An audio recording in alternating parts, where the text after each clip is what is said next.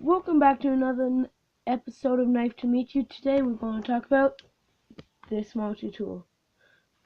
This is my friend's multi-tool. It has a pair of pliers in it.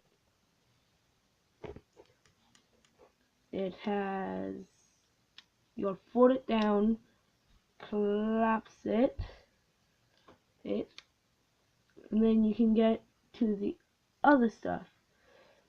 You have a flathead screwdriver. You have a Philip. No, you got another screwdriver, and you got a pair of scissors. That's the three things on this one side. Then we go over to the other side, and the other side has a small knife, serrated edge, small serrated edge, then just a normal blade. It has a normal lock flip mechanism, and then there is a bottle cap opener, I'm pretty sure. That, and then there is,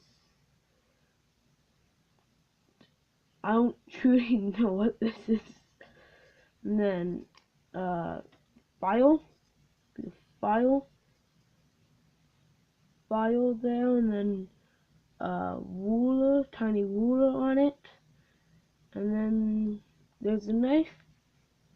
So yeah, that's everything on it. And this is my friend's multi-tool, and yeah, thanks for watching.